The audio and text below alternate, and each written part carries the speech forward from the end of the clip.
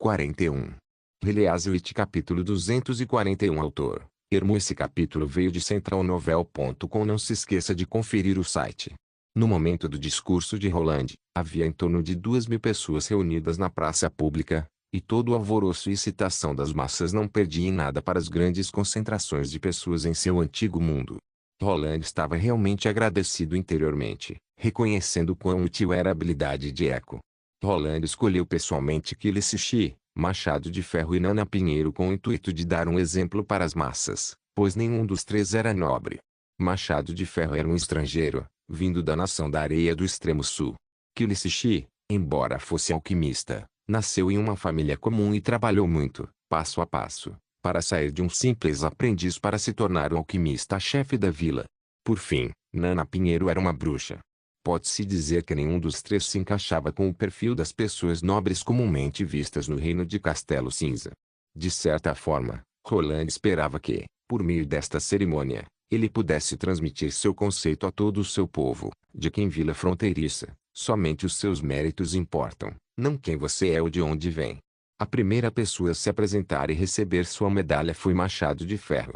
Roland projetou pessoalmente essa medalha de ouro. O entalhe de sua face consistia do emblema do reino de Castelo Cinza cercado por espigas de trigo, e sua borda era dentada. No momento em que Machado de Ferro mostrou a medalha aos membros do primeiro exército na plateia, eles imediatamente levantaram as mãos aplaudindo e muitas outras pessoas começaram a assobiar. Muitos de vocês já devem conhecer seu nome, o comandante do esquadrão de fuzileiros do primeiro exército, Machado de Ferro. Roland ficou de frente para o público. Antes da chegada dos meses dos demônios, ele era apenas um caçador comum da vila, igual a muitos de vocês. Mas sempre quando algo ameaçou Vila Fronteiriça, Machado de Ferro esteve presente para ajudar, nunca se ausentando sob quaisquer circunstâncias. E no mês passado, ele também liderou o primeiro exército à cidade real de Castelo Cinza, salvando os refugiados da região leste, estes que encontravam-se assolados pela praga demoníaca. Mais de 6.000 pessoas foram salvas por ele e agora estão temporariamente vivendo do lado de fora da muralha. A maioria das pessoas na praça era nativa de Vila Fronteiriça ou membro do primeiro exército, enquanto o número de servos e refugiados representavam apenas algumas centenas de pessoas. E com a habilidade de Eco, a atmosfera da praça ficava cada vez mais animada. No momento em que Roland terminou de falar sobre Machado de Ferro, os refugiados imediatamente começaram a aplaudir, e a animação deles não perdia em nada quando comparada com a do primeiro exército. Machado de Ferro estava claramente comovido. Ele nunca pensara que um dia obteria o apreço do príncipe, provavelmente porque ele era do clã Mojin, localizado em outro reino. Ele primeiro se apresentou a Roland com a saudação militar do primeiro exército e depois se ajoelhou sob um joelho, conforme os costumes dos cavaleiros de Castelo Cinza. Caso Roland não o tivesse parado com a mão, provavelmente também teria se debruçado no chão, conforme os costumes do povo da Nação da Areia. Levante-se, como soldado, apenas uma saudação militar já é suficiente. Roland declarou. Obrigado, Vossa Alteza. Machado de Ferro respondeu com uma voz ligeiramente trêmula, como se estivesse fazendo um enorme esforço para suprimir suas emoções. O príncipe deu um tapinha no ombro de Machado de Ferro para confortá-lo, deu a ele uma bolsa com as 100 peças de ouro e chamou Kili Sishi para subir até a plataforma. Muitos de vocês podem estar vendo esta pessoa pela primeira vez. Ele veio para a Vila Fronteiriça há pouco tempo, era o antigo alquimista-chefe da oficina alquímica da cidade Carmesim, mas agora é o alquimista-chefe de Vila Fronteiriça, o Sr. Kili Sishi. Muitas pessoas na multidão ficaram chocadas com a introdução de Kili. Um alquimista-chefe. Não é um sábio que até mesmo os reis precisam tratar com respeito e cortesia. Você está querendo dizer um astrólogo real? Não, a posição de um alquimista é ainda maior que a de um astrólogo, afinal, a profecia de um astrólogo não é garantida, enquanto o alquimista, pelo menos, faz algo palpável. Além disso, ele veio mesmo da oficina alquímica da cidade Carmesim. Ouvi dizer que apenas a oficina de alquimia da cidade real de Castelo Cinza é comparável a ela. Nos 4 reinos, os alquimistas e os astrólogos gozavam de um status elevado, e entre a população civil, também eram chamados de sábios, com mais credibilidade do que os poderosos nobres e lordes. Quando Roland viu a reação das pessoas, ele ficou muito satisfeito, estendendo a mão para acalmar a multidão e dizendo: Mesmo que o Sr. Sishi não tenha participado pessoalmente das batalhas, foi somente com a melhoria contínua das armas de fogo, fruto do árduo trabalho do laboratório químico, que nossas armas de um único tiro se tornaram armas capazes de atirar diversas vezes sem recarregar.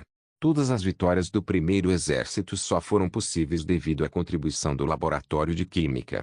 Sem esses produtos alquímicos, sem esses produtos químicos, Vila Fronteiriça não seria capaz de ganhar e obter a verdadeira paz.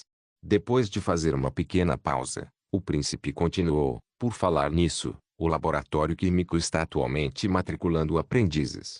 Serão aceitas as pessoas que completaram o ensino primário e que passarem pela inspeção. Depois de ser aceito, você não receberá apenas um salário generoso, mas também a chance de se tornar um excelente alquimista, um mestre alquimista como o Sr. Kilisishi. No momento em que Roland terminou de falar, a multidão mais uma vez começou a clamar alto, bem diferente do próprio Kili, que estava com uma expressão impaciente, pegando a medalha de forma bem rude dizendo: "Você me chamou aqui para isso? Definitivamente uma perda de tempo. Eu poderia ter feito mais alguns experimentos. Esta é uma ótima oportunidade para a publicidade. Você não se queixou de que estava com poucas pessoas?" Roland deu de ombros. No momento em que o número de aprendizes for duplicado, pretendo escrever o livro Química Intermediária e dar a você. Química Intermediária. Ao ouvir isso, ele imediatamente se curvou. Muito obrigado, Vossa Alteza. Embora a paixão pelo trabalho seja algo importante, treinar um sucessor também é igualmente fundamental. Além disso, quanto melhor for a base de conhecimentos e experiência de uma pessoa, mais chances ela terá de terminar um projeto com sucesso. O mesmo também ocorre com as pesquisas científicas. Já no caso de como lidar com Kili, Roland nunca planejou mostrar todas as suas cartas de uma única vez. Ele sabia da paixão pelo conhecimento que Kili tinha e também não deixaria passar uma oportunidade tão perfeita de divulgar o laboratório, utilizando-o como referência. A última medalha foi entregue a Nana. A menina parecia um pouco nervosa quando chegou ao lado de Roland, que ficou um pouco triste, ao perceber como Nana reagia à situação. Diferente da época durante os meses dos demônios, agora ele queria anunciar publicamente a existência das bruxas em Vila Fronteiriça. E após mais de 6 meses de preparação, o momento perfeito havia chegado. Além disso, escolher Nana como representante das bruxas também foi o resultado de deliberações cuidadosas. Todos os soldados do primeiro exército a chamavam de anjo e, em suas fileiras, ela ainda ocupava uma posição mais elevada que Machado de Ferro. Havia também muitos residentes da vila que já foram tratados por ela, não importa se fossem acidentes nas minas ou lesões causadas por máquinas. Os feridos já haviam desenvolvido o hábito de procurar seu anjo para o tratamento. Depois de assistir à peça Diário de uma Bruxa várias vezes, a atitude dos servos já havia mudado e eles não agiam mais com hostilidade. Vendo o destino trágico das bruxas, mas também a sua luta para se defender, utilizando da coragem e perseverança nos dramas, a peça conseguiu fazer com que a população adotasse uma empatia em relação a elas. O mesmo poderia ser dito sobre os refugiados que só sobreviveram graças à habilidade de Lily. Mesmo que houvesse pessoas que odiassem as bruxas em seu coração, depois de serem resgatadas por elas, não podiam mais caluniá-las com conversas maliciosas. Ainda mais agora, que a igreja não representava mais uma ameaça para elas. Pelo menos em Vila Fronteiriça, essas mulheres, com suas habilidades extraordinárias, seriam protegidas pelo Lorde. No entanto, o ponto mais crucial era que, mesmo se houvesse um seguidor da igreja que desejasse denunciá-las, seria difícil para fazer qualquer alarde em praticamente toda a região oeste. Afinal, Vila Fronteiriça estava completamente sob o domínio de Roland, e a igreja em Forte Cancioneiro havia sido destruída. Logo, a igreja não era mais capaz de monitorar a região oeste como antes. Somente se elas fossem para cidades mais distantes, como a Serra do Dragão Caído ou Cidade Carmesim, é que algum devoto da igreja iria encontrar um templo ou sacerdote para fazer uma denúncia. E aqui nós temos, Roland mal começou a falar, e a multidão já havia começado a gritar, aplaudir, assoviar e expressar sua alegria e gratidão de várias formas. Senhorita Nana. A senhorita Nana veio. Oh, meu anjo, obrigada por curar meu marido. Minha jovem, quando tiver tempo pode ir lá em casa almoçar. Estou criando 2 galinhas, então se você quiser comer ovo frito ou uma canja, eu posso fazer para você, céus. Ela olhou para mim. A senhorita Nana olhou para mim. Não, ela olhou para mim. Ao presenciar todas estas reações, Nana colocou a mão na boca e seus olhos começaram a marejar. Roland acreditava que futuramente as outras bruxas também experimentariam os mesmos sentimentos. Finalmente, aquela identidade maligna, imposta pela igreja sobre elas, havia caído por terra, e elas poderiam andar sob a luz do sol como qualquer outra pessoa. Roland estava muito feliz e sorrindo. Ele acariciou a cabeça de Nana e disse: "Você não precisa ter medo, apenas fale algumas palavras de agradecimento para responder ao entusiasmo do povo. Não se esqueça que, a partir de agora, você é a representante da União das Bruxas." Ela disse enquanto limpava as lágrimas de seu rosto, e depois curvou-se diante da multidão, dizendo: "Obrigada, muito obrigada." Heliaswith capítulo 242. Roland estava extremamente exausto, pois fora o orador e o anfitrião da primeira cerimônia de honra e recompensas que durou até o meio-dia. Felizmente, a cerimônia finalmente terminou com o badalar dos sinos e salva de armas. Ele voltou para o castelo suando, mas quando chegou ao terceiro andar, viu Ana encostada na porta do escritório, sorrindo. "Algum problema?" "Entre e você saberá." Ana piscou seus belos olhos azuis. "Espero que não seja uma pegadinha." Roland pensou, enquanto empurrava a porta. Assim que ele abriu a porta, ele ficou surpreso ao ver que todas as 12 bruxas estavam lá de pé, formando duas filas, com Indy e Pergaminho na frente de cada uma delas, respectivamente. Quando viram o príncipe entrar, todas elas seguraram seus vestidos, ajoelharam-se e curvaram-se com respeito. O que vocês estão, Vossa Alteza? Suas ações provaram tudo o que o senhor nos disse." Pergaminho foi a primeira a falar: "Nós, irmãs, somos extremamente gratas por isso. Não há palavras para descrever nosso apreço e gratidão. Então, por favor, permita-nos continuar a servi-lo no futuro." "Entendi." Roland suspirou aliviado. "Eu pensei que vocês vieram se despedir." Puf, Wendy começou a rir. "De jeito nenhum, Vossa Alteza. A vila é a montanha sagrada que as bruxas têm procurado. Se o senhor não nos mandar embora, vamos ficar aqui para sempre. Este também é meu desejo." Roland parou por um momento e disse: "Na verdade, vocês não precisam agir assim, pois quando eu ajudo vocês, eu também estou me ajudando. E não precisam ser tão formais também. Eu gosto mais de vocês quando estão à vontade." Eu avisei." Lily vangloriou-se. "Tá vendo? Eu disse que isso tudo era desnecessário." "E quando foi que você disse isso?" "Você concordou em vir imediatamente e não disse nada." Luna sussurrou: "Traidora." "Tudo bem, vamos comer. Vossa Alteza ainda precisa trocar de roupa." Pergaminho disse impotente: Certo, eu ouvi da senhorita Ana que o senhor ficou acordado até tarde durante muitos dias. Por favor, o senhor tem que se cuidar melhor, pois precisa ficar firme e forte para alcançar nosso objetivo." "Não se preocupe." Roland sorriu: "Eu estou ótimo." As bruxas saíram, uma a uma, deixando apenas Ana e ele no escritório. "E então, você também quer expressar sua gratidão?" Roland brincou. "Sim. Eu quero dizer a mesma coisa." Ana deu um sorriso de canto de boca. "Nenhuma palavra pode descrever minha gratidão." Você quer morar em Vila Fronteiriça para sempre?" "Não tenho certeza." "Por quê?" Roland perguntou, assustado. "Porque você não vai ficar aqui para sempre." Ana inclinou a cabeça. "Não importa para onde você for, eu sempre seguirei você." O coração de Roland ficou acelerado e seu corpo inteiro se encheu de ternura. Desde o dia em que ele a conheceu, Ana nunca mudou de ideia. Não importa se fosse o convite da Associação Cooperativa das Bruxas ou os perigos que eles tiveram que enfrentar com as bestas demoníacas, ela sempre escolheu ficar ao seu lado. Naquele momento, Ana de repente se aproximou e o abraçou gentilmente. "Espere, eu estou todo suado." Roland lembrou. Ana não respondeu, mas, ao invés disso, colocou a cabeça em seu peito e respirou fundo como se quisesse sentir o cheiro dele. No final, ele desistiu de tentar afastá-la e colocou os braços em volta do pescoço branco dela. Eles ficaram assim por muito tempo. Depois do almoço, Roland tomou um banho frio e continuou seu trabalho.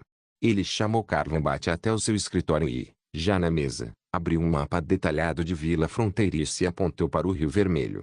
"Eu quero construir uma ponte aqui. Não seria melhor uma ponte flutuante?" Carl perguntou depois de pensar por um tempo. "Com todo o respeito, Vossa Alteza, como o Rio Vermelho tem quase 100 metros de largura neste local, é quase impossível construir uma ponte de pedra." Mesmo se considerássemos a construção de uma ponte em arco, ainda assim seria impossível, pois teríamos que construir os pilares no meio do rio e, devido à forte correnteza, eles seriam levados embora, e com isso, nem conseguiríamos cobrir um terço do caminho total. Mesmo que os pilares sejam tão espessos quanto o corpo de um homem forte e resistentes como uma pedra, ainda assim não daria certo. Além da ponte flutuante das balsas, não vejo outro jeito de atravessar o rio. Não é uma ponte de pedra, mas uma ponte de aço. Roland explicou, a ponte terá um total de 3 seções, e o pier central será construído pelas bruxas. Você só precisa construir e montar o restante dela. Certifique-se de construir um declive em ambas as extremidades da ponte, assim ela ficará elevada em relação ao solo e será suficientemente alta para que não atrapalhe o tráfego no rio, pois os navios passarão por baixo e não haverá colisões devido à sua altura. O senhor quer construir uma ponte no céu? Carl perguntou surpreso. Vai ser apenas 20 a 23 pés, 6 a 7 metros, acima do solo. Roland rapidamente desenhou um esboço para a ponte de ferro de 3 seções, para desenvolver a margem sul no futuro e também construir o estaleiro. O rio deve ter uma ponte que não afete o tráfego de navios. Uma ponte flutuante pode ser simples, mas cobrirá todo o rio, obstruindo meus planos de desenvolvimento futuro. A expedição do primeiro exército na cidade real de Castelo Cinza inspirou Roland. Ele percebeu que dentro do reino fluíam inúmeros rios, e a maioria das grandes cidades era construída principalmente ao lado de um deles. No caso de ele querer começar uma guerra no futuro, ter várias canhoneiras, 2, seria muito benéfico para o confronto, tanto para apoiar suas tropas quanto para sitiar e conquistar cidades. Afinal de contas, o poderio de uma artilharia naval excederia de longe o de uma artilharia terrestre.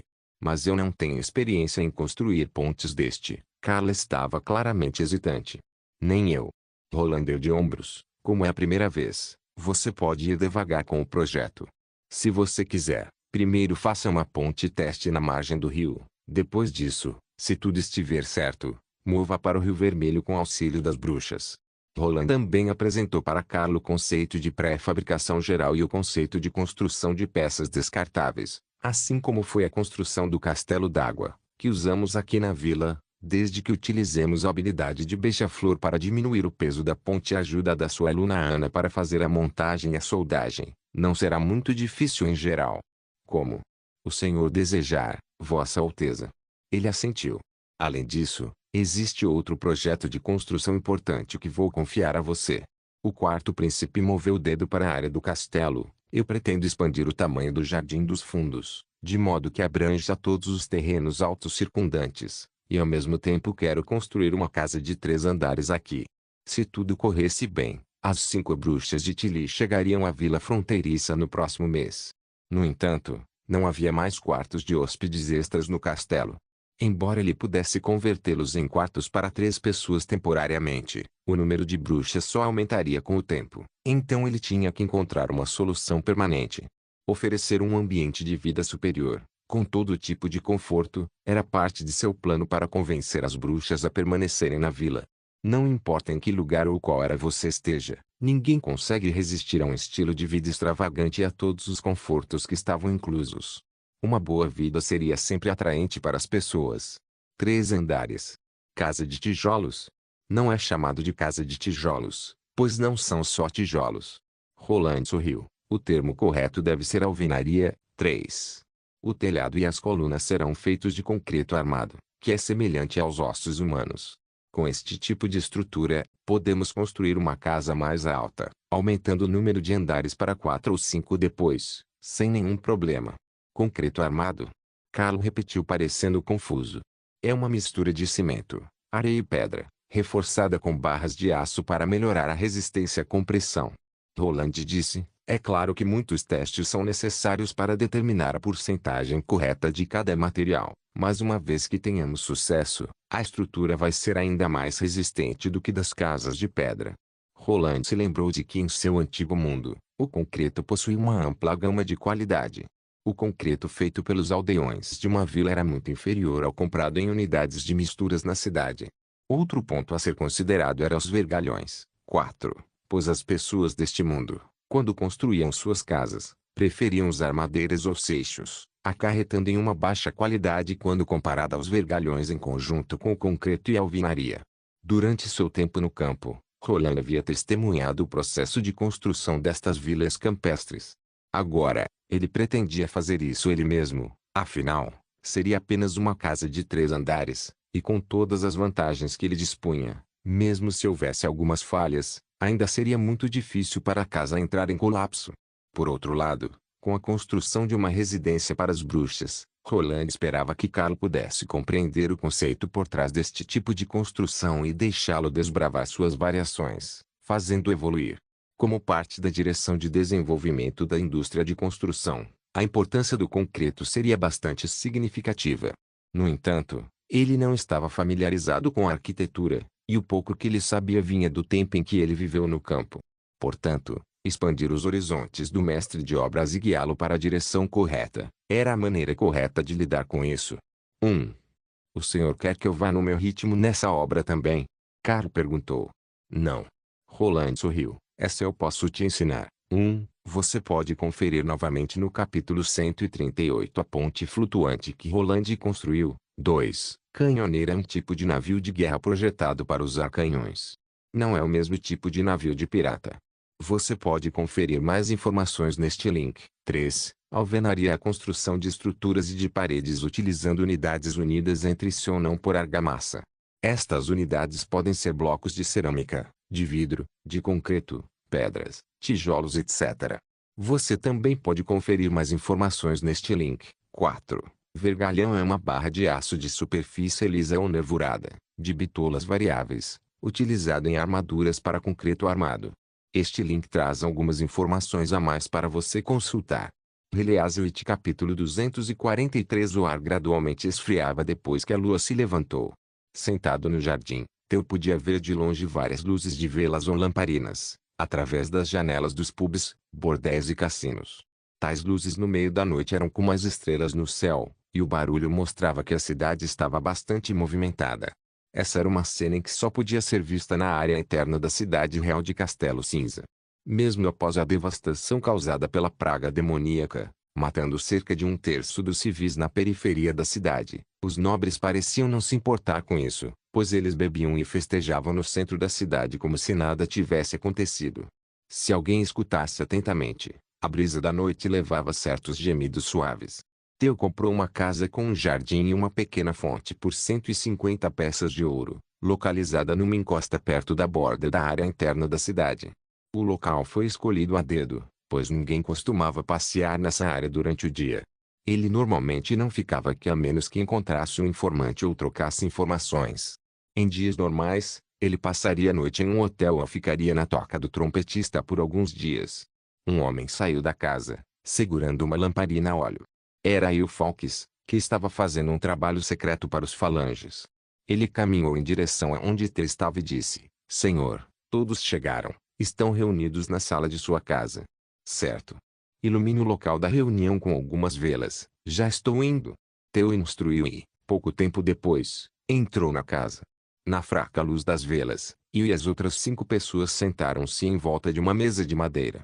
Quando viam a aparição do cavaleiro, todos se curvaram e saudaram. Theo olhou para eles sem expressão, com a intenção de determinar a confiabilidade destas pessoas, a partir de suas expressões e gestos. É uma pena que a senhorita Rouxinol tenha ido embora com o primeiro exército para a vila fronteiriça. Theo pensou, se estivesse aqui, ela poderia fazer um julgamento mais preciso em um instante. Eles eram sócios de Will e membros da trupe acrobática Pombo e Chapéu. Como Will, todos tinham um ódio mortal em relação a Timothy, e buscavam vingança. No cerco da semana passada, foram eles que forneceram informações precisas a Theo, permitindo que ele soubesse do plano de ataque noturno dos ratos com certa antecedência. Agora que o surto da praga demoníaca havia diminuído significativamente, ele decidiu encontrá-los na própria capital do reino. Se eles fossem realmente como Will havia descrito, então eles poderiam ser, de fato, bons espiões. Com exceção do Sr. Fawkes, por favor, se apresentem brevemente. Theo disse. O homem mais robusto da sala, com cerca de 2 metros e bastante musculoso, tomou a iniciativa e disse: Senhor, meu nome é Rocha. Eu sempre interpreto os números que exigem força na trupe acrobática. Agora eu me juntei à organização Velas de Sangue. Eu sou palhaço. Como meu apelido já diz, eu interpreto o palhaço na trupe, mas não entrei em nenhuma organização de ratos. Só faço alguns truques em vários bares. Um homem pequeno, sentado ao lado de Rocha, disse enquanto apontava para o próprio nariz. Ele aparentava ser o mais novo da trupe, possivelmente entre os 18 ou 19 anos de idade. Eu sou Joey. E eu sou Neil. Os dois seguintes eram irmãos. Não pareciam diferentes de qualquer civil da periferia da cidade, desde a aparência até as roupas. Eles doaram todo o dinheiro da venda de suas posses para o padre Ferri e eram fiéis devotos da igreja. Será que eles também estavam apaixonados pela falecida mulher de Yu? Theo se questionava secretamente. Ele deixou suas dúvidas para lá e virou-se para a última pessoa. Todos me chamam de mágico, senhor. O homem fez uma breve saudação. Meu plano era fingir ser um perdedor frustrado e me infiltrar na organização Água dos Sonhos, mas infelizmente a maioria deles morreu ou fugiu. Até mesmo Tanis Dente Feroz morreu nas mãos do exército do julgamento da igreja. O que sobrou da organização está atualmente à procura de um novo chefe. Morreu nas mãos do exército do julgamento. Theo levantou uma sobrancelha. A Água dos Sonhos não estava recebendo secretamente o apoio da igreja. Eu também ouvi isso por aí. Mágico deu de ombros. Depois que Tanis foi derrotado na batalha de cerco no pier, ele também foi atacado pelos falanges enquanto retornava para a área leste da cidade. No final, somente algumas dezenas dos integrantes da organização conseguiram sobreviver. Na noite desse mesmo dia, ele deixou a base mais uma vez acompanhado de seus lacaios e, já enfurecido, foi direto para a igreja. No dia seguinte, apenas 2 ou 3 acabaram voltando. Eles me disseram que Tanis brigou com o padre Ferri e foi golpeado no peito pelo exército do julgamento. Em outras palavras, a organização Água dos Sonhos acabou. Bem compreensível essa raiva dele, já que, com muita dificuldade, ele havia desenvolvido essa organização e, de uma hora para outra, ela foi reduzida a nada. Theo pensou. Já que sua posição como líder de uma organização estava ameaçada, ele tentou buscar ajuda da igreja, mas, obviamente, a igreja jamais ajudaria os ratos abertamente, e foi aí que a briga começou. Mas isso tudo era irrelevante para Theo. O que importava era que a organização Água dos Sonhos havia caído por terra. Isso era uma ótima notícia. Talvez ele pudesse se aproveitar dessa situação e, de alguma forma, conseguir alguns desses ratos que estão à procura de um novo chefe para expandir sua rede de inteligência. E eu já deve ter contado a vocês quem eu sou e o que eu faço. Theo bateu na mesa. Eu sou o guardião de Sua Alteza, Roland Wimbledon, responsável por adquirir informações de todo o reino. Como vocês se dispuseram a vir até aqui, de certa forma, posso inferir que vocês estejam interessados. Contudo, preciso ser franco e perguntar mais uma vez, vocês estão dispostos a trabalhar para Sua Alteza, Roland Wimbledon? Estamos dispostos, eles responderam. Estou disposto a fazer qualquer coisa, desde que possa fazer justiça à minha esposa. E eu disse. Muito bem. De agora em diante, nos reuniremos aqui semanalmente. Caso haja alguma informação urgente, vocês podem vir até mim antes do nosso encontro semanal, mas vocês devem me sinalizar primeiro. O sinal é um vaso de flores roxas na frente da porta desta casa. Theo disse. Assim que eu perceber o sinal, vou esperar por vocês nesta sala à noite. Lembre-se de bater na porta com 3 toques com pausas longas e 3 toques com pausas curtas. Entenderam? Theo assentiu com satisfação quando todos concordaram e continuou. Um oficial de inteligência qualificado nunca irá se expor facilmente. A primeira coisa que vocês precisam fazer é ocultar sua identidade. Vocês devem ter isso em mente quando estiverem investigando algo pessoalmente ou ao contratarem um assistente para coletar informações suspeitas. Se vocês precisarem de algum dinheiro, podem vir e pedir diretamente para mim. Lembre-se, não ajam precipitadamente. Timothy cairá, e isso foi uma promessa de Sua Alteza Real, o 4º príncipe, Roland Wimbledon. Ele parou por um momento antes de continuar. Há mais alguma coisa que vocês queiram perguntar? Senhor, Timothy acabou de voltar da região leste. E eu disse, o senhor já deve ter recebido a notícia. Muitos cidadãos da capital testemunharam a cavalaria do novo rei adentrando a cidade pelo portão do leste, cavalgando em direção ao centro. Isso era algo que estava na boca do povo e todos já sabiam. Theo não comentou nada a respeito, pois queria saber até onde ele iria chegar e deixou que ele continuasse a falar. Agorinha, quando estava anoitecendo, Eu ouvi de Martelo Negro que Timothy talvez esteja planejando recrutar um grupo de ratos para se juntar à sua força militar, com a promessa de os tornarem homens livres. Vários líderes de organizações de ratos foram para o palácio. Não soa como um boato. Recrutando ratos. Theo fingiu estar calmo, apesar de estar bastante preocupado. Está claro que esses ratos não podem lutar como soldados oficiais. Então o propósito principal deve ser dar a eles as pílulas para transformá-los em bombas ambulantes, assim como o último ataque em Forte Cancioneiro. Qual é o objetivo deles dessa vez? É uma notícia interessante. Theo disse, lembre-se de prestar muita atenção ao movimento dos ratos. Depois de obter alguma informação, relate-me imediatamente. Bem, espero que Timothy não esteja pensando em atacar a região oeste novamente por enquanto. Theo pensou. Gilead capítulo 244. Do lado de fora da muralha de Vila Fronteiriça e sob a orientação dos soldados do primeiro exército, os refugiados começaram a passar por uma verificação de identidade sem precedentes em toda a história de Castelo Cinza. Barov naturalmente sabia que para Sua Alteza, a população era o bem mais precioso. A fim de trazer essas pessoas para a Vila Fronteiriça, Sua Alteza Real gastou muitas peças de ouro, chegando ao ponto de tirar do próprio bolso o dinheiro para o primeiro exército realizar a expedição até a capital do reino. Quando Barov pegou a conta da Câmara de Comércio de Margaret em suas mãos, ele ficou tão chocado que seu queixo quase caiu. Em pouco mais de 2 semanas, eles gastaram mais de 2.000 peças de ouro pelas taxas de afretamento dos navios, incluindo as taxas de transporte, as taxas de fornecimento de alimentos e assim por diante. Isso equivalia ao preço de venda de 4 motores a vapor. Se não fosse pelos 2 adiantamentos da adaptação dos navios à vela para navios movidos a vapor, neste momento, Barov receava que as contas da vila estariam no vermelho. Depois que todos os refugiados foram transportados e estavam na área habitacional temporária, o árduo e exaustivo trabalho estatístico caiu sobre os ombros de Barov. Quase todos os funcionários e aprendizes da vila foram movidos para realizar o censo e a verificação de identidade. Ao lado da muralha, um galpão e um corredor de madeira foram colocados para a identificação e o registro dessas pessoas. Olhando para os mais de uma dúzia de grupos de refugiados alinhados e sendo examinados, Barov os viu como se fossem dinheiro vivo entrando para a vila. Em comparação com o registro de civis comuns, Barov sentia um peso muito maior na responsabilidade de determinar quem era, de fato, profissional e quem não tinha profissão nenhuma, pois até agora, somente umas 60 pessoas haviam passado no exame para confirmar sua respectiva profissão.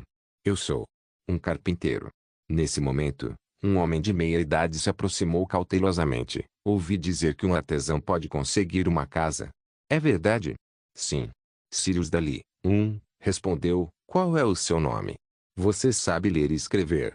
O cavaleiro, Sirius Dali, que outrora pertencia à família Lobo, estava sendo bastante útil no Ministério da Agricultura e, até então, não cometera erro algum.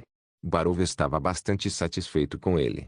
Infelizmente, a prefeitura dispunha de poucas pessoas que sabiam ler e escrever, então, sem nenhuma opção melhor, eles tiveram que colocar pessoas alfabetizadas de outros departamentos para suprir a demanda desejada e realizar essa tarefa de registro.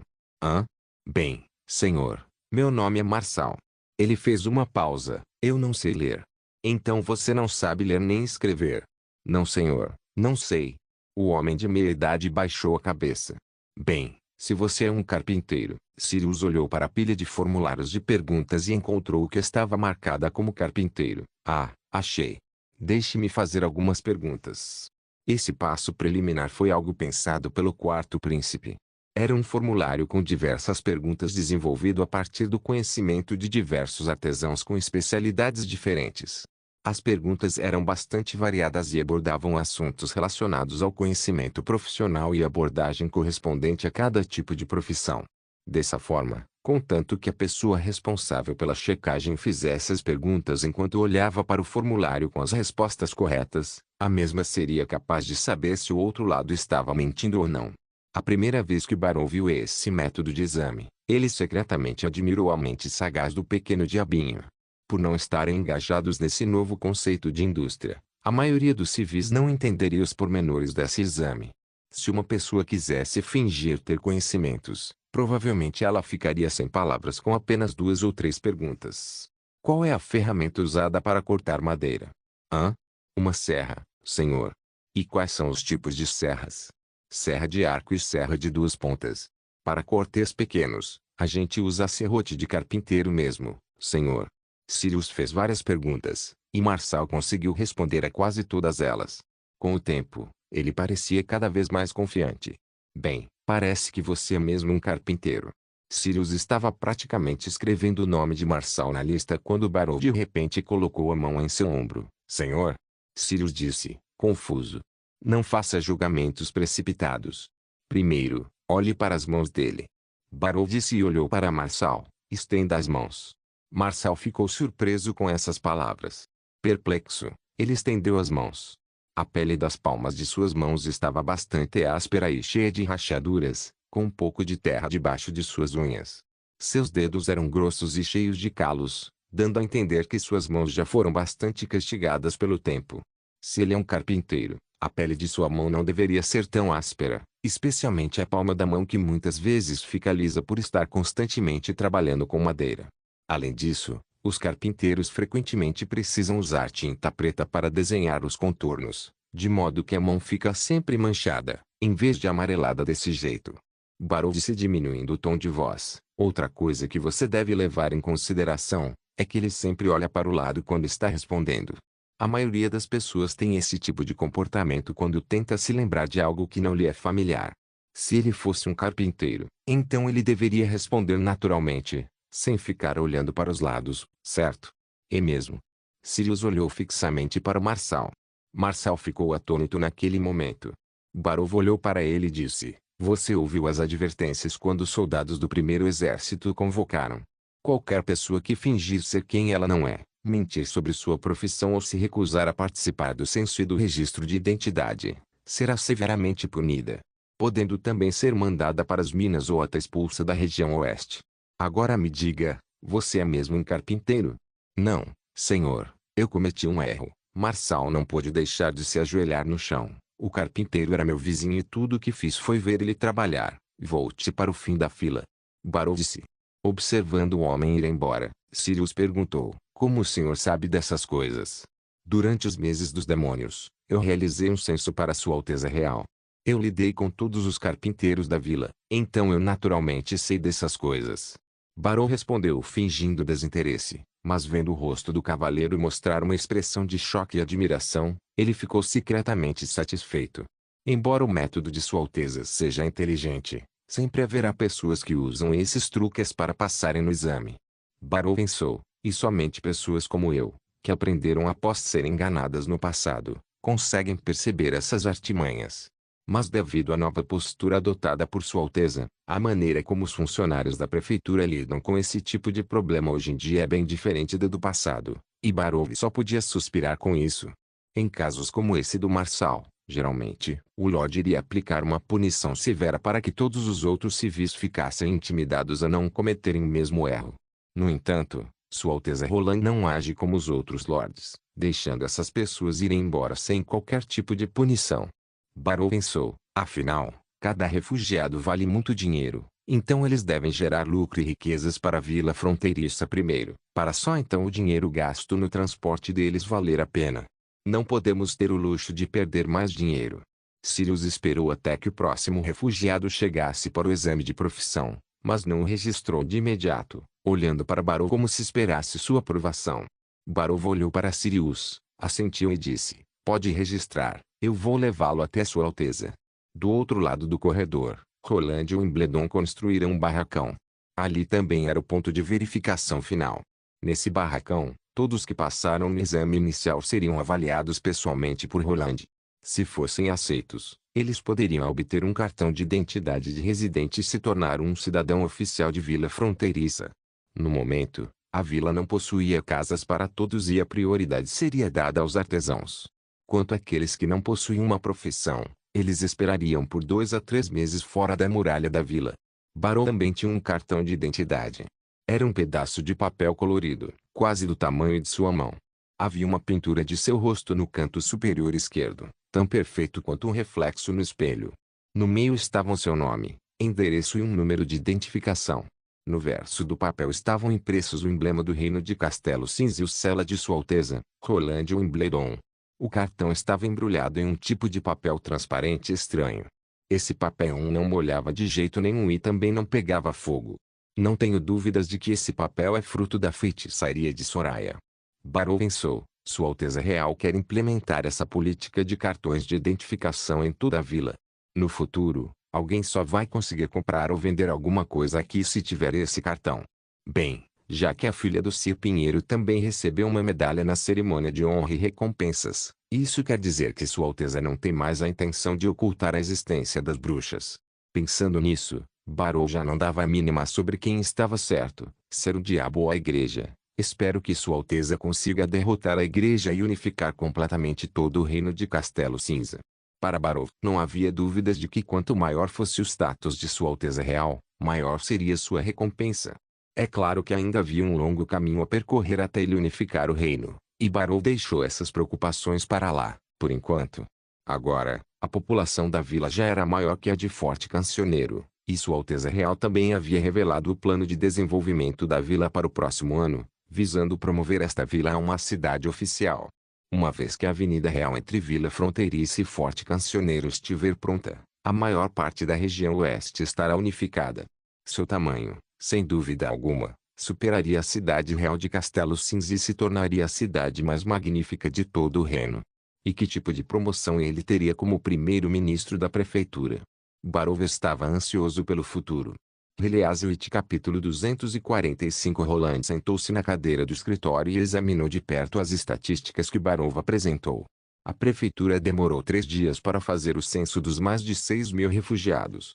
Incluindo a baixa porcentagem de artesãos, a aprovação final foi de apenas 186 pessoas. Naturalmente, isso também estava relacionado ao rigor da seleção, pois envolvia também a moradia dentro da vila e a emissão dos cartões de identidade. De acordo com a consideração de Roland, uma pessoa só poderia ser considerada uma cidadã oficial de vila fronteiriça após ter seu cartão de identidade. Portanto, era importante fazer todos os procedimentos e emitir esses cartões enquanto a população fosse pequena, de modo que Roland poderia fortalecer o sentimento de pertencimento à pátria nessas pessoas, bem como consolidar o apoio delas ao seu governo. Dessa forma, quando a população crescesse, o poder do povo poderia ser usado para assimilar os novos cidadãos. Afinal, as pessoas são animais sociais e, se o ambiente favorecer a vivência diária de uma respectiva filosofia, mais e mais pessoas concordariam com isso. Assim, todos os cidadãos poderiam ter uma vida melhor. Organize os lugares para onde esses artesãos serão alocados, sejam eles solteiros ou com suas famílias. Todas as pessoas que passaram no teste devem ter suas casas. Roland declarou. Sim. Barrow respondeu, Vossa Alteza, essas casas serão dadas. Não, as casas serão alugadas. Roland enfatizou, os cidadãos nativos receberam as novas casas como um presente porque a maioria deles já possuía uma casa de madeira aqui na vila, então, isso pode ser considerado uma troca justa.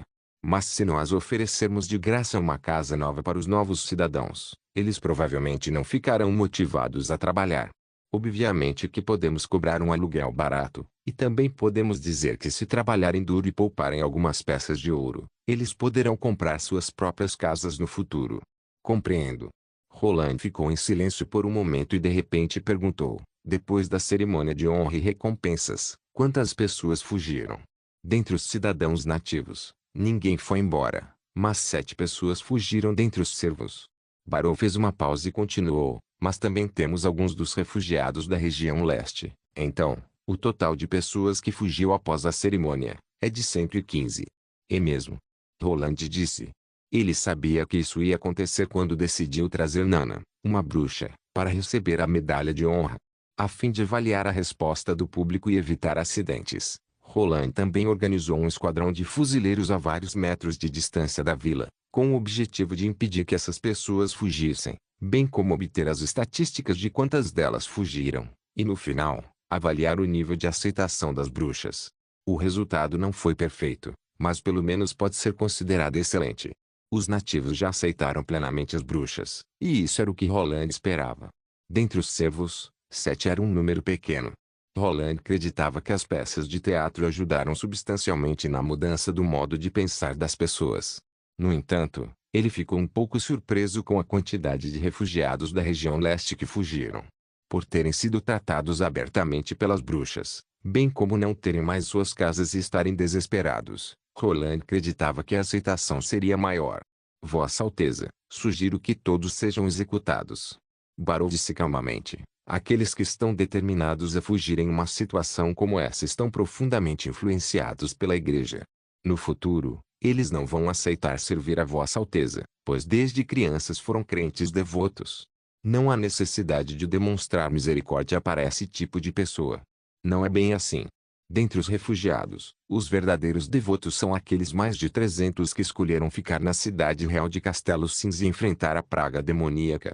O príncipe fechou os olhos e continuou. Talvez essas pessoas estejam resistentes a mudar de opinião, acreditando que as bruxas são más, e por isso decidiram fugir.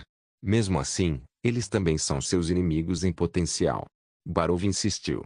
Se Roland os encontrasse em um campo de batalha, ele não demonstraria misericórdia.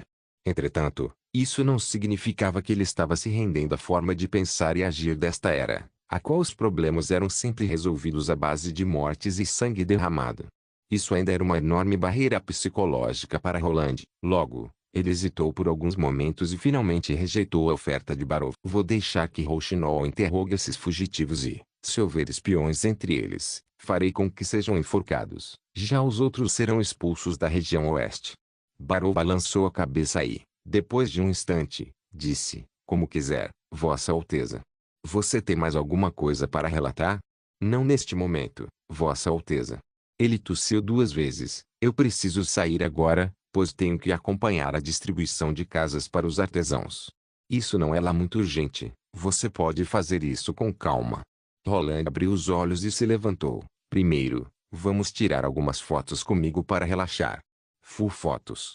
Barrow ficou surpreso. Você saberá em pouco tempo. Roland disse com uma risada. Entrando no jardim, eles encontraram Carter, Machado de Ferro e a Soraya que foram convocados anteriormente. Localizado em um canto do jardim, estava uma armação de madeira, imitando um cubo, só que sem as faces, contendo somente a estrutura das arestas e vértices. No lugar das faces, existia uma lona que impedia as outras pessoas de verem o que havia dentro. Vila Fronteiriça ainda é pequena, mas depois que as terras do sul forem desenvolvidas e a avenida real que liga Forte Cancioneiro à Vila Fronteiriça for completada, o seu tamanho será muito maior do que agora. Quando isso acontecer, as pessoas terão que gastar em torno de 2 a 3 dias para caminharem de leste a oeste. Assim sendo, precisamos de algo para viajar mais rápido de um lugar para outro. Poderíamos usar os cavalos, mas o custo para criar um é alto, e gasta-se muito tempo para aprender a cavalgar. Roland disse enquanto retirava a lona que cobria a armação de madeira em forma de cubo, revelando o que estava escondido dentro. Eu pretendo promover este meio de transporte na vila. É fácil de usar e também é muito mais barato que um cavalo. O que é isso? Carter ficou instantaneamente atraído por essa novidade. 2 rodas, uma barra de ferro. É um carrinho. 2 rodas, uma na frente, uma atrás. Seria difícil para um carrinho desse tipo ficar equilibrado. Barrow balançou a cabeça. Eu não vejo como isso poderia substituir um cavalo. Apenas Machado de Ferro ficou em silêncio, esperando silenciosamente que o príncipe explicasse. Roland explicou sorrindo. Isto se chama bicicleta. Vou mostrar para vocês como funciona. Roland colocou os pés nos pedais e assumiu uma postura inicial padrão. Com uma simples pedalada, ele começou a andar pela estrada do jardim. Com o acabamento de Anne e a tecnologia de revestimento de Soraya, não foi difícil fazer uma bicicleta, pois sua estrutura e princípios não eram lá muito complicados. As câmaras de ar foram substituídas por um revestimento de Soraya. Este revestimento foi obtido ao desenhá-lo diretamente sobre a superfície de um tubo de papel, tornando a produção desse tipo de componente mais prática. Com o auxílio necessário, Roland também conseguiu fazer uma bomba de ar simples para enchê-los. O pneu e freios foram feitos a partir de um revestimento resistente de couro. O quadro era feito de tubos ocos de ferro.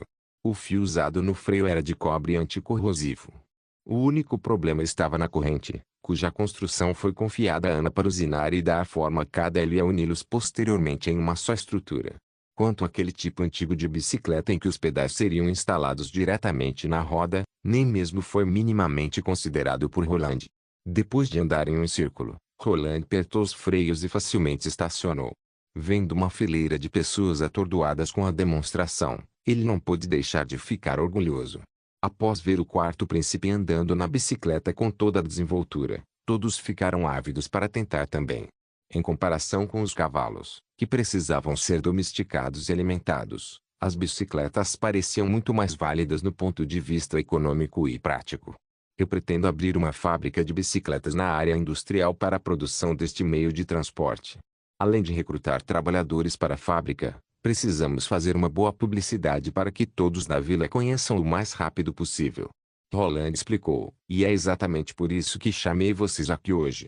Primeiro vocês irão aprender como se anda de bicicleta, e depois a senhorita Soraya vai tirar uma foto de vocês. Eu quero que todos os cidadãos da vila gastem 1 ou 2 peças de ouro para terem o mesmo tipo de veículo de transporte que o Lorde, que o comandante do primeiro exército, o cavaleiro-chefe e o primeiro-ministro da prefeitura têm. Heleazwit capítulo 246. Quando Roland pensava na tecnologia que representava a era industrial, automaticamente lhe vinha à mente o motor a vapor impulsionando um trem pelos trilhos até onde os olhos pudessem ver. Para Roland, o motor a vapor era uma de suas tecnologias preferidas. Em vez dos modernos sistemas mecânicos de sua época, cuja estrutura estava oculta em uma concha, utilizando processamento de alta precisão para reduzir a vibração e materiais para vedação acústica. Ele achava que o cilindro de ferro fundido lubrificado, o resistente virabrequim, as enormes rodas de ferro, bem como o ruído rítmico, a vibração e o assobio estridente da máquina a vapor, mostravam indubitavelmente a beleza e a força industrial de uma maneira mais intuitiva. Ele queria construir linhas ferroviárias em todas as terras sob seu domínio, de modo que um trem pudesse transportar cargas e passageiros por toda a região oeste. Embora essa fosse uma boa ideia, não seria fácil torná-la realidade. A grande quantidade de aço necessária para tal empreendimento excedia em muito a capacidade dos lingotes de ferro que os altos fornos da mina da encosta norte conseguiam produzir. Assim, para Roland, promover a bicicleta tornou-se sua melhor opção. Quanto mais estradas aplainadas fossem construídas em seu domínio, mais lucrativa a bicicleta seria. Comparada ao trem a vapor com sua estrutura complexa, a bicicleta não precisava de muita manutenção. A corrente só precisava ser lubrificada de vez em quando. Se Roland planejasse produzir a bicicleta em massa, ele não poderia deixar Ana fazer todo o trabalho de fabricação. Primeiro, ele deveria construir uma companhia, treinando um grupo de profissionais para fazer o trabalho de fabricação e montagem. Considerando que a Avenida Real estava programada para ser concluída até a próxima primavera, o tamanho da companhia não seria muito grande a princípio. No momento em que Ana construísse as máquinas, os trabalhadores teriam tempo suficiente para se familiarizar com o processo de fabricação. Caso a fábrica conseguisse produzir 10 bicicletas por mês, Roland já ficaria satisfeito. A parte mais difícil seria a produção de correntes, pois precisaria usar uma máquina para estampar, as peças em sequência. A habilidade de Soraya poderia ajudar na produção das peças de borracha, como pneus e freios. Felizmente, a carga de trabalho não era pesada nessa parte. A caneta mágica poderia desenhar muitas dessas peças de borracha, desde que o molde base estivesse pronto. O mesmo acontecia com os rolamentos. Como ainda não era possível fabricar rolamentos de esferas perfeitas, uma adaptação imitando um mancal de deslizamento seria a opção mais adequada. O interior do anel teria um revestimento espelhado fabricado por Soraya que diminuiria substancialmente o atrito no cubo. Seu efeito não seria inferior que o de um rolamento de esferas. Se as bicicletas fossem vendidas neste exato momento, somente os nobres seriam capazes de comprá-las. A fim de promovê-las para os civis, Roland também planejou anunciar e implementar um sistema de pagamento a prestações para reduzir a pressão da compra. É claro que apenas os cidadãos com o cartão de identidade poderiam dispor desse tipo de pagamento. Carter, Barov e Machado de Ferro passaram a tarde inteira no pátio aprendendo a andar de bicicleta. Como cavaleiro-chefe, Carter-Lanis rapidamente compreendeu a técnica e conseguiu pedalar tranquilamente. Machado de Ferro, que foi o segundo mais rápido a aprender, conseguiu finalmente dar uma volta pelo pátio. Apenas Barov não conseguiu. Toda vez que tentava, Barov acabava quase caindo da bicicleta, ou então ele simplesmente não conseguia andar em linha reta. Por fim, Roland teve que deixar Soraya tirar uma foto de Barov parado ao lado da bicicleta com as 2 mãos segurando o guidão. Como estão? Soraya perguntou depois que ela completou os 4 grandes cartazes. Depois de pensar um pouco, Roland disse, precisamos adicionar duas frases nessa propaganda. Na parte superior da foto, podemos escrever esta é a montaria de uma nova era, eu tenho e você também pode ter uma. Na parte abaixo, podemos escrever a fábrica de bicicletas está recrutando trabalhadores. Oferecemos um bom salário e tratamento diferenciado. Você também terá a oportunidade de alugar uma bicicleta nova. Qualquer pessoa que tenha concluído a educação básica pode se inscrever diretamente na prefeitura. Quando a questão dos cartazes das bicicletas foi concluída, o príncipe retornou ao seu escritório. Ele pediu a seus guardas para chamar Kill-Switch antes do jantar. Agora que eles finalmente desenvolveram fulminato de mercúrio, a produção de novas armas também deveria começar. Indubitavelmente, na era das armas de fogo, o calibre do canhão representava a justiça, enquanto a taxa de repetição de disparos representava a liberdade. O poder traz a glória, e as torres de artilharia, igualdade. Mas havia outro problema neste momento, pois a demanda não estava em sintonia com a fabricação dos dois ácidos para a obtenção do fulminato de mercúrio. Por exemplo, se Roland quisesse melhorar a taxa de disparo do canhão, ele deveria substituir a pólvora negra, que deixava muitos resíduos após a detonação, pela pólvora sem fumaça, ou seja, o algodão pólvora ou a mistura de algodão pólvora com nitroglicerina. O mesmo ocorria com a produção de explosivos de alta potência. Mesmo que o TNT ainda pudesse ser difícil de produzir, o laboratório químico seria capaz de produzir nitroamido. 4. Embora a estabilidade do nitroamido não fosse muito boa, seu poder explosivo era maior que o do TNT. Mas se ele quisesse melhorar a taxa de disparo do canhão ou produzir explosivos, ele precisaria de uma grande quantidade de ácido nítrico fumegante. 5. Juntamente com um enorme volume de ácido sulfúrico concentrado, a fim de purificar o ácido nítrico. Atualmente, o laboratório químico não era capaz nem de produzir essa quantidade de ácido nítrico, nem de ácido sulfúrico. Em outras palavras, se eles não conseguissem encontrar uma maneira de fabricação industrial para extrair ácido nítrico fumegante e ácido sulfúrico concentrado, eles entrariam no dilema onde não teriam balas para usar, mesmo se tivessem criado armas altamente eficientes. Quando o alquimista-chefe entrou em seu escritório, Roland disse, eu tenho uma nova tarefa para você. Desde que não seja para participar de qualquer cerimônia, sou todo ouvidos. Que lhe deu de ombros. Eu preciso de mais ácidos. No momento, o rendimento do laboratório químico não é suficiente para atender às minhas necessidades. Então, sua nova tarefa é projetar um sistema de fabricação em massa de ácido sulfúrico e ácido nítrico. Sistema de fabricação em massa. Que ele ficou confuso. Sim, você precisa projetar um conjunto de sistemas químicos que consistem em vários tipos de equipamentos em posições fixas, de forma que eles consigam produzir os ácidos continuamente, desde que sejam alimentados com os reagentes. Roland explicou rapidamente a essência da produção industrial. Eu sei pouco sobre isso, então você terá que descobrir por conta própria. O príncipe sabia que era uma tarefa muito difícil de realizar e que poderia exigir vários anos de estudos e resultados que não poderiam ser assegurados. Afinal, Killy só conhecia alguns princípios básicos de reação e equações químicas do livro Química Elementar. Entendi. Killy assentiu, as coisas que o senhor mencionou me deram uma nova perspectiva. Quer você consiga ou não, esses dois ácidos são as coisas que eu mais preciso agora. Depois de uma pausa, Roland continuou. Por isso, decidi construir outros 3 laboratórios ao lado do Rio Vermelho e contratar algumas pessoas para atuar como assistentes de laboratório. Você pode pegar alguns de seus aprendizes para instruí-los se estiver ocupado. Afinal, o processo industrial de produção de ácidos será um projeto de pesquisa de longo prazo. Talvez ele não pudesse resistir à sedução da química intermediária, pois que ele concordou imediatamente. Sim, Vossa Majestade. Roland suspirou gentilmente depois que Kill-Switch saiu. Se o processo industrial de produção de ácido não funcionasse, ele teria que deixá-lo se ajudar na purificação dos ácidos.